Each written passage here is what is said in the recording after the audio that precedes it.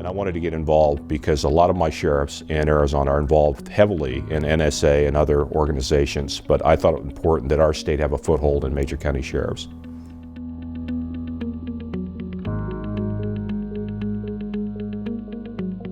Pima County is the largest border county in the United States. There are 31 border counties that abut the U.S.-Mexican border.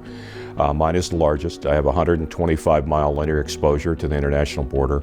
My county, surprisingly, is 9,200 square miles. It's very, very large. We have a population of about 1 million. In the county, and it's a really diverse county.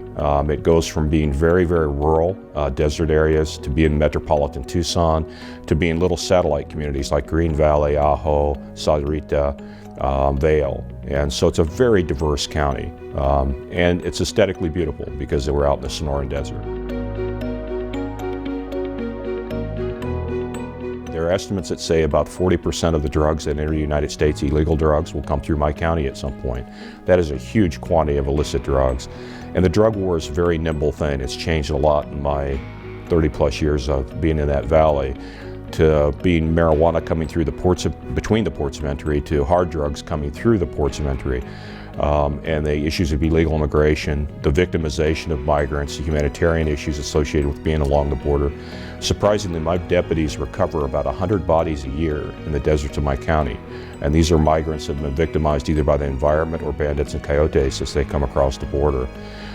Where we used to interdict maybe 2 ounces or 3 ounces of heroin, now it's not unusual for us to interdict 15 pounds of heroin, which we did just a couple of weeks ago, along with 10,000 fentanyl pills.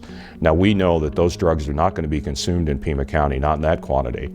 So the drugs that come through my county actually end up all over our nation. So we are on the front line of what is a national issue.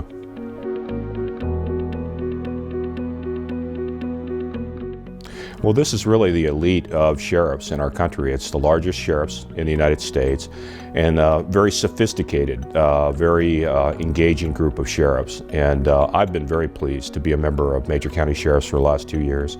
I find great value in our conferences, but also the camaraderie and the networking that is available through Major County Sheriffs is invaluable to me.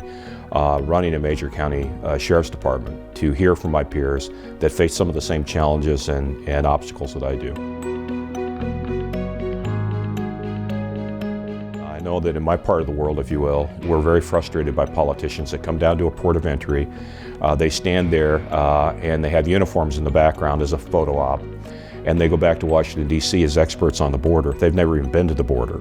The border is a very remote place. It's very hard to get to. The border's not a single thing. The border's mountainous. The border's Native American reservations. The border's waterways. The border's sensitive lands, environmentally sensitive lands.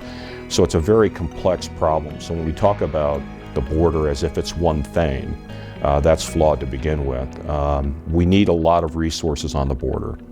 And if those resources are deployed on the border, like I point out to my fellow sheriffs, they say, well, Sheriff, you don't understand. I have people dying of overdoses in my community. I have MS-13 in my community. And I say, well, if I stop it in my backyard, people won't die in your front yard. And that's really the message that we need to get out. These resources need to be pushed down to the border so we can stop it at the point of entry. The soundbite, the wall, is interesting, but it won't solve all the problems, because there are places where we'll never have what you might traditionally think of as a wall.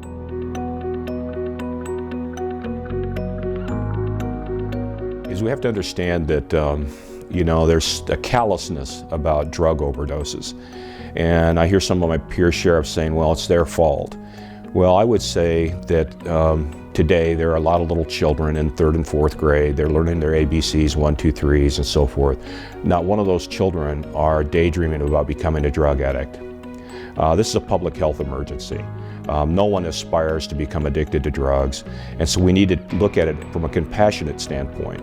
Yes, these people do cause problems, public safety problems in our community. We're certainly feeding the drug cartels with our appetite for illegal drugs, but nobody wakes up and says, gee, I hope I can grow up to be a drug addict and addicted to opiates. That's just not something that enters anybody's thoughts when they're little children, but that's where so many people end up.